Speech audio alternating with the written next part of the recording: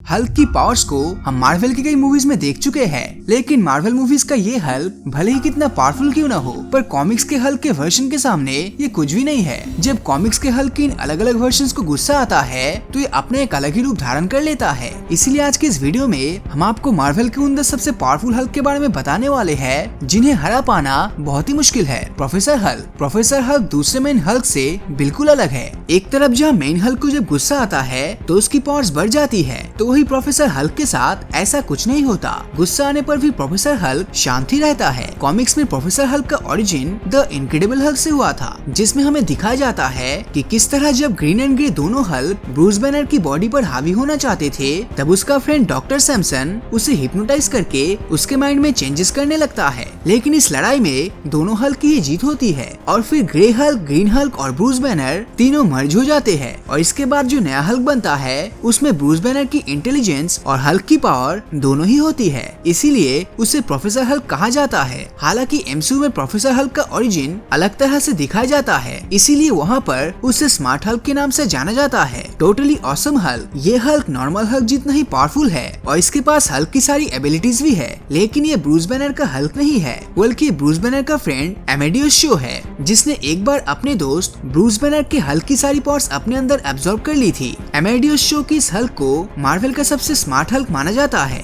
हालांकि ये Bruce banner के हल्क के जितना पावरफुल ही है, लेकिन फिर भी ये उससे कई ज्यादा खतरनाक है, क्योंकि इसके ट्रांसफॉर्मेशन का पूरा कंट्रोल इसी के हाथ में होता है। और ये जब हल्क बन जाता है तब भी इसमें उतनी ही इंटेलिजेंस रहती है जितने इसके ह्यूमन फॉर्म में होता है। शी हल्क यानी कि जेनिफर वॉल्टर्स ब्रूस बैनर की कजन है और पेशे से वो एक लॉयर है। कॉमिक्स में इसकी ओरिजिन के बारे में ये बताया जाता है कि जब एक बार जेनिफर अपने कजन ब्रूस के साथ घर जा रही होती है तो रास्ते में उनकी कुछ गुंडों के साथ लड़ाई हो जाती है और इस लड़ाई में एक गुंडा जेनिफर को गोली मार देता है, जिस कारण जेनिफर की हालत काफी खराब हो जाती है। और उसके बाद जब उसे हॉस्पिटल ले जाया जाता है तो वहाँ पर उसे खून की जरूरत पड़ती है, लेकिन हॉस्पिटल के पास इमरजेंसी में खून अवेलेबल नहीं था, इसीलिए ब्रूस को अपना खून जेनिफर को देना पड़ता है। और क्योंकि ब्रूस के खून में गामा रेडिएशन था, इसीलिए जब वो खून जेनिफर को चढ़ाया गया तो जेनिफर के खून में भी रेडिएशन आ गया, जिस कारण वो भी हल्क में बदल गई। इसके बाद जेनिफर को शी हल्क के नाम से जाना जाने लगा। हालांकि शी हल्क ब्रूस बैनर की हल्क जितनी पावरफुल नहीं है,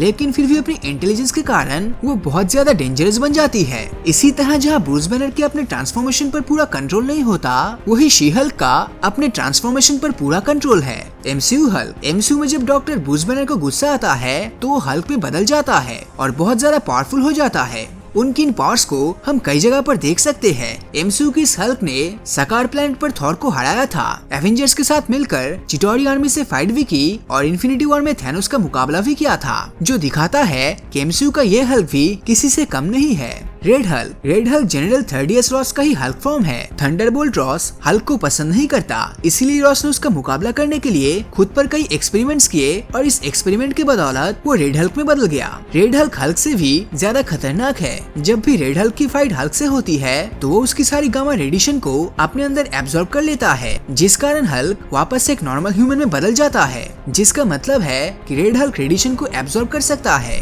इसके अलावा रेड हल्क के पास हल्क की सारी पावर्स और एबिलिटीज भी है, जिस कारण ये बहुत ज्यादा खतरनाक बन जाता है। लेकिन रेड हल्क की कमजोरी भी है। जब रेड हल्क को बहुत ज्यादा गुस्सा आता है तो उसकी बॉडी से एक्सेसिव हीट निकलने लगती है और फिर ये हीट रेड हल्क को ही जला देती है, जिस कारण वो काफी कमजोर हो जाता है और उसे हराना काफी आसान हो जाता है। मैस्ट्रो हल्क वैसे तो ब्रूस बैनर का ही हल्क है, लेकिन ये फ्यूचर से बिलोंग करता है। मैस्ट्रो प्रेजेंट टाइमलाइन से 100 साल आगे का हल्क है, जब न्यूक्लियर वॉर के कारण पूरी दुनिया खत्म हो चुकी थी। और क्योंकि हल्क बहुत ज्यादा पावरफुल है और वो रेडिएशन से इम्यून भी है, इसीलिए इस वॉर में वो न सिर्फ सरवाइव कर जाता है बल्कि वो बहुत ज्यादा पावरफुल भी बन जाता है। मैस्ट्रो स्ट्रेंथ, ड्यूरेबिलिटी और बाकी सभी फैक्टर्स में प्रेजेंट टाइमलाइन के हल्क से बहुत ही ज्यादा आगे है। हालांकि न्यूक्लियर वॉर के बाद जब मैस्ट्रो का दिमाग खराब हो जाता है और वो काफी क्रेजी हो जाता है, जिस कारण वो जब भी किसी से फाइट करता है तो उसे बड़ी ही क्रुएलिटी से खत्म कर देता है। मैस्ट्रो इतना पावरफुल है कि वो पूरी दुनिया को रूल करता है।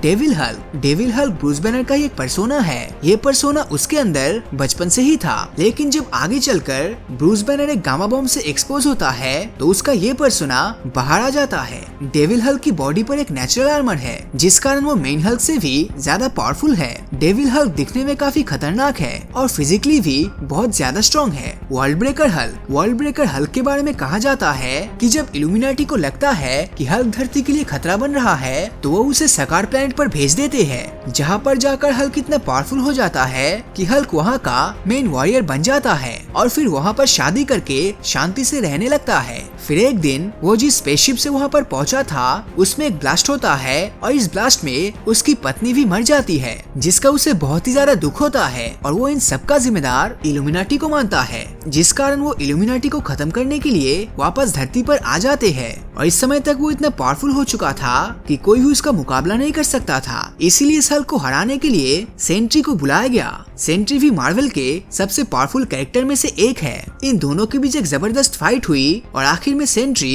इस लड़ाई को जीत जाता है। क्ला हल्क का एक पर्सोना है। जब हम हल्क के अल्फाबेट्स को उल्टा करते हैं तो क्ला बनता है। क्ला को हम हल्क का हल्क मान सकते हैं, यानी कि जैसे जब ब्रूस बैनर को गुस्सा आता है तो हल्क में बदलता है, ठीक उसी तरह जब हल्क डिप्रेस्ड या सैड होता है तो क्ला में बदल जाता है। क्ला मेन टाइमलाइन के हल्क से बहुत ज्यादा पावरफुल है, लेकिन ये एक अच्छा कैरेक्टर नहीं है क्योंकि जब हल्क क्ला में बदलता है तो वो काफी डिस्ट्रक्टिव हो जाता है। अपने शुरुआती दिनों में उसने कई बड़े बड़े शहरों को भी तबाह कर दिया था। Cosmic immortal Hulk. ये हल्क ब्रूस बैनर की मौत और हल्क के रीबर्थ का रिजल्ट होता है। जब सिविल वॉर सेकंड में ब्रूस बैनर की डेथ हो जाती है तो उसकी बॉडी पर हल्क का पर्सोना डोमिनेट करने लगता है और फिर ये हल्क इविल हल्क में बदल जाता है। फिर जब कई बिलियन सालों बाद पूरे यूनिवर्स का और इसमें रहने वाली सभी क्रीचर्स का खात्मा हो जाता है, तब सिर्फ कॉस्मिक इमॉर्टल हल्क ही पीछे बचता है। अब जब यूनिवर्स में सब कुछ खत्म हो चुका था तो यहाँ पर एक एनर्जी विजिबल होती है जिसका नाम था सेंटिनेंस ऑफ द कॉस्मोस। इस एनर्जी का काम यही था